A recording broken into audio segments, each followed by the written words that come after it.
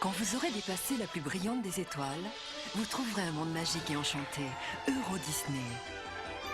Un carnaval de couleurs et de musique où les contes de fées prennent vie tous les jours de l'année. De stupéfiantes attractions à vous couper le souffle. Et vous pourrez même prolonger le rêve en séjournant au cœur de la magie. Il y a tant à faire, tant à voir, que vous aurez envie de rester pour toujours à Euro Disney, le pays des merveilles qui vous emmène ailleurs. Hello Internet et bienvenue dans ce nouvel épisode du Disney Nerd. Oui, je sais, je suis enfin de retour après un an d'absence. Mais bon, je ne vais pas m'étendre plus longtemps là-dessus. Et il y a peu de temps, je me suis offert un bel ouvrage de qualité qui retrace 60 ans de plans et cartes des parcs Disney d'Anaheim à Shanghai. Ce livre est une vraie mine d'anecdotes et de dessins préparatoires des différents resorts. C'est tout simplement un livre que tout fan des parcs Disney devrait avoir dans sa bibliothèque. Et donc ça m'a inspiré cette vidéo, retracer plus de 30 ans d'histoire de notre resort à travers les différents plans ou maquettes de ce qu'aurait dû être Euro Disneyland. Donc, des origines du projet Euro Disneyland en 1986 aux 25 ans du parc cette année, bienvenue dans le dessous des cartes Disneyland Paris édition. Donc, commençons en 1986. Tokyo Disneyland n'est ouvert que depuis 3 ans, Walt nous a quittés 20 ans plus tôt, et Epcot n'a que 4 ans. C'est alors que l'idée d'un royaume enchanté sur les terres ayant inspiré certains des plus grands classiques d'animation Disney est envisagée. Pour présenter ce projet, une brochure de quelques pages est pensée. Outre un texte présentant le concept des royaumes enchantés, on peut y trouver des dessins préparatoires montrant le futur Euro Disneyland, qui ressemblait plus à Walt Disney World ou Tokyo Disneyland. Mais là n'étant pas le propos de cette vidéo, attardons-nous sur le plan très schématisé du futur royaume enchanté présent dans cette brochure. La première chose qui saute tout de suite aux yeux est la présence d'un 6e land nommé New Orleans Square, intercalé entre Westernland et Adventureland. Ce land aurait dû, comme son double à Anaheim, accueillir Haunted Mansion, et je doute qu'à cette époque-là l'attraction se nommait déjà Phantom Manor, à en juger l'apparence ressemblant plus à la version californienne, mais ce land aurait dû aussi accueillir Pirates des Caraïbes. Et donc, en parlant de Frontierland, comme vous pouvez le voir, son nom aurait dû être Westernland. Adventureland aurait dû accueillir Jungle Cruise, It's a Small World pensé avec des teintes dorées comme à Disneyland, Space Mountain prévu avec un design plus proche de l'original, le château aurait dû être celui de Cendrillon et non celui de la Belle au Bois dormant. Et pour finir, Main Street USA lorgne plus sur son équivalent à Tokyo Disneyland. Un an plus tard, alors que la France est désignée officiellement pour accueillir le parc, une autre version simplifiée du plan d'Euro Disneyland est dessinée. La première grosse différence entre les deux versions est la disparition de New Orleans Square, et de ce fait, Haunted Mansion, ressemblant encore plus à la version originale, est déplacé à Westernland et Pirates des Caraïbes est rapatrié à Adventureland.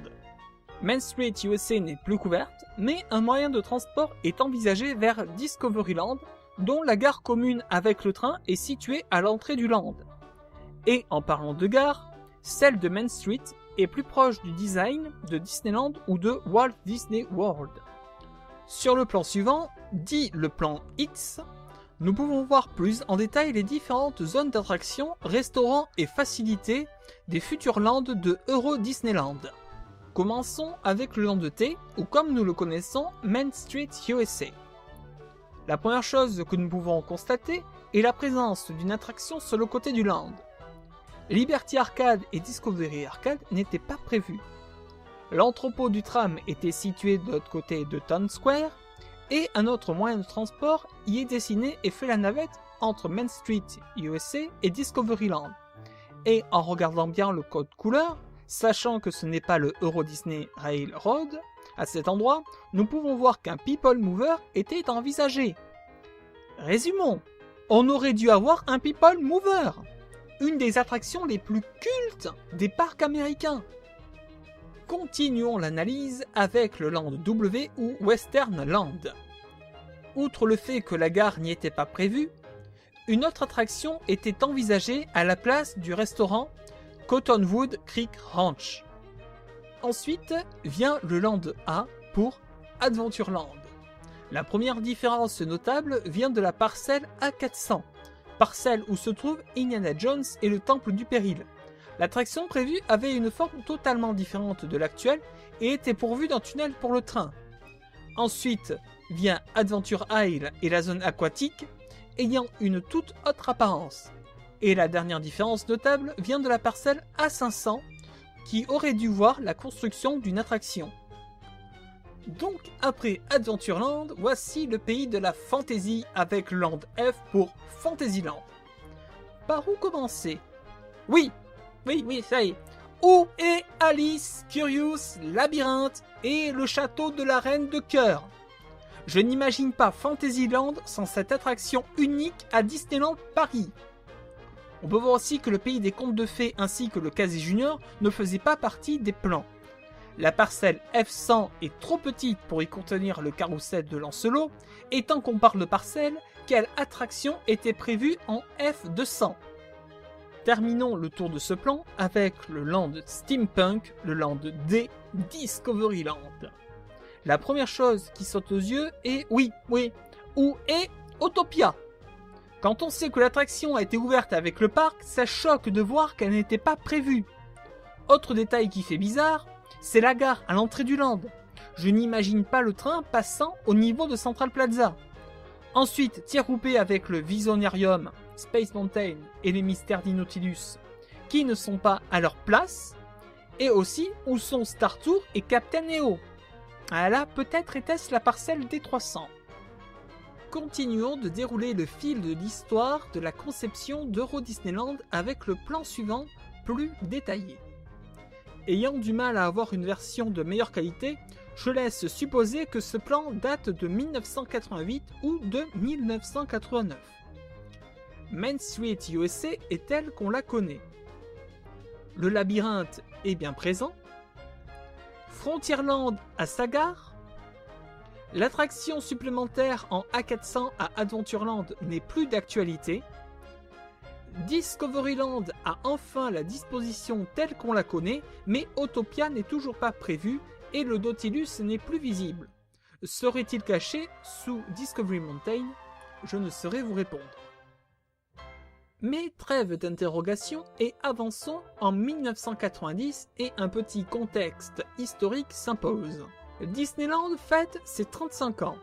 Le Disney Club commence à être diffusé sur TF1 et le Disney's Hollywood Studio à Orlando n'est ouvert que depuis l'année précédente. C'est alors qu'en décembre, le 5 plus précisément, couvre l'espace Euro Disney dans la ville de Ceres au sud du futur resort. Cet espace permettait aux futurs visiteurs de voir de nombreux éléments de décors et costumes, des dessins préparatoires, un film de présentation, mais aussi quelque chose qui nous intéresse dans cette vidéo, une maquette. Et quelle maquette!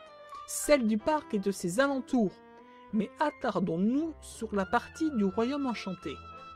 Même si on connaît très bien le parc tel qu'il a été à son ouverture, on peut trouver quelques petites différences. Par exemple, si vous regardez bien au niveau de Phantom Manor, vous pouvez voir la présence de la grange qui aurait dû abriter une partie de la file d'attente. Passons à Adventureland au niveau de Pirates des Caraïbes.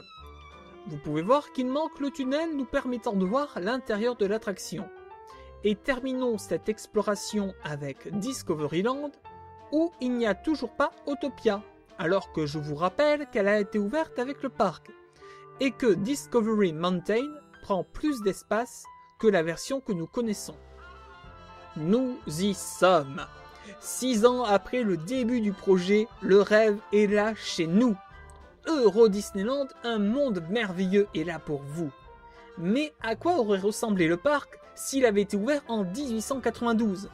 Cette réponse, nous l'avons avec la carte qui est présente dans le City Hall de Town Square et qui est personnellement ma carte préférée.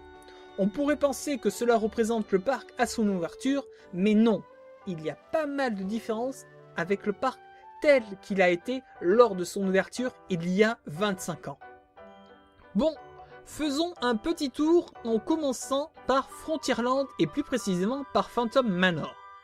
Nous pouvons voir que l'accès à l'attraction via Thunder Mesa et la file d'attente sont différents.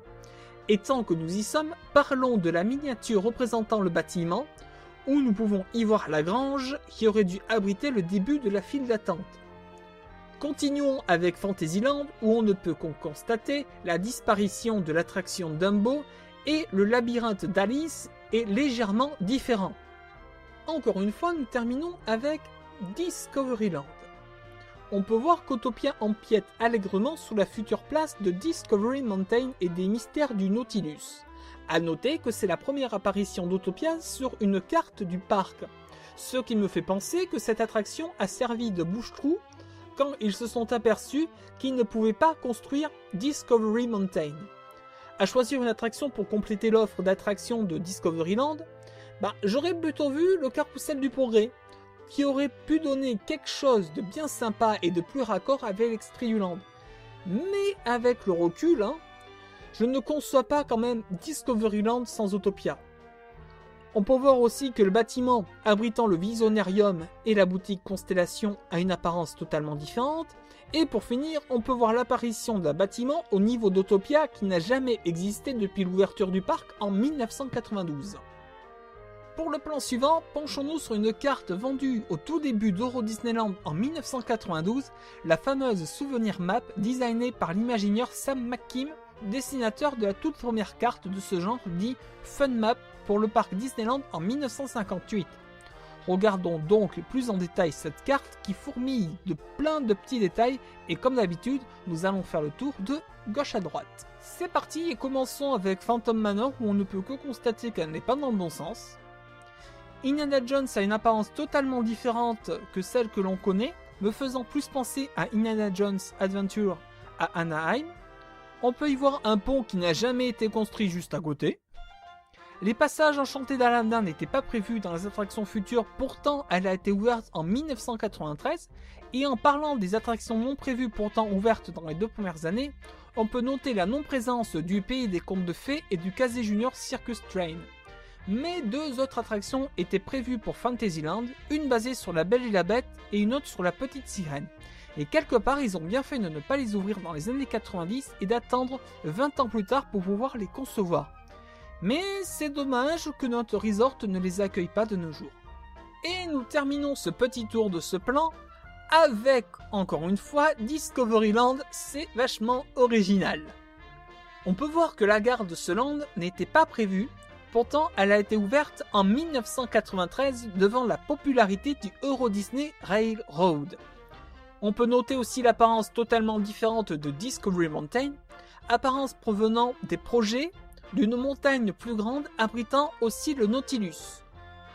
On peut voir aussi l'apparition d'un restaurant futur en face du Visionarium, mais aussi un détail qui me chiffonne un peu alors que je ne suis pas fan de Star Wars à la base, mais voir écrit LX au lieu de X-Wing, il y a des choses qui mériteraient quand même la cour martiale, et ça, moi je dis, ça en ferait partie. Bon, maintenant on peut passer à des choses plus light. Des plans où techniquement je n'aurai pas beaucoup de choses à dire. Je veux parler des plans du parc mis à la disposition des visiteurs. Et c'est aussi l'occasion de voir l'évolution du style graphique de ces derniers. Débutons l'histoire des plans du parc avec celui de 1992. Bon, je ne sais pas ce qu'ils ont avec Phantom Manor, mais non, c'est pas encore dans le bon sens là. Et c'est quoi cette partie rocheuse au niveau du chargement de Big Thunder Mountain? Rien à dire sur Adventureland, donc passons à Fantasyland. Et c'est quoi ce passage entre le chargement et le bâtiment de It's a Small World? Où est passé l'eau? Et pour finir, Discoveryland, mais c'est quoi cette apparence pour Vidéopolis?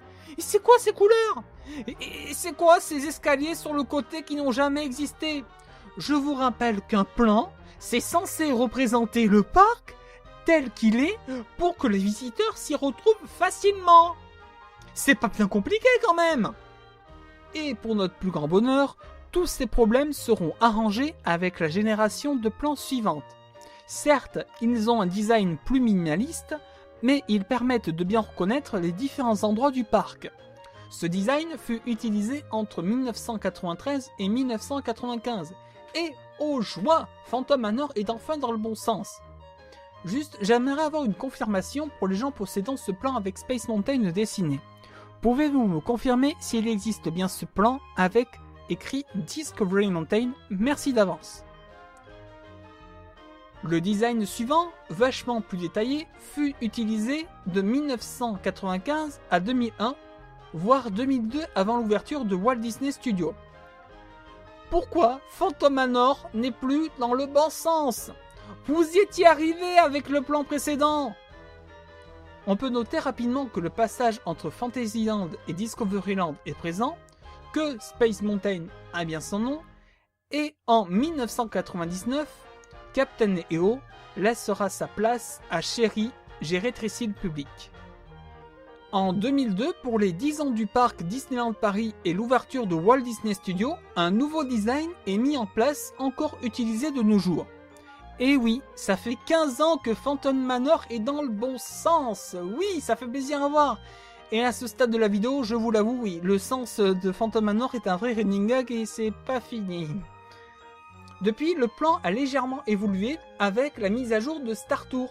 Et oui, le X-Wing maintenant est sur le toit de l'ancien Star Trader et l'entrée de Star Tour aussi a changé.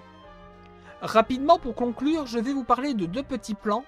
Un datant de 1992 présent dans Euro Disney Resort le guide, dont je possède un exemplaire et où je vous le donne en mille, Phantom Manor n'est pas dans le bon sens, mais on n'est plus à ça près. Et l'autre présent dans une brochure représentant le design du plan de 1992 avec une petite différence. Pourquoi Star Traders est aussi loin de Star Tour? C'est ainsi que se termine ce 3e épisode du Disney Nerd. N'hésitez pas à commenter, partager, lâcher un pouce bleu, vous abonner. En espérant que cette vidéo vous aura plu et appris des choses, je me mets de ce pas à l'écriture du prochain épisode. Sur ce, à la prochaine pour un nouvel épisode du Disney Nerd. Ciao tout le monde!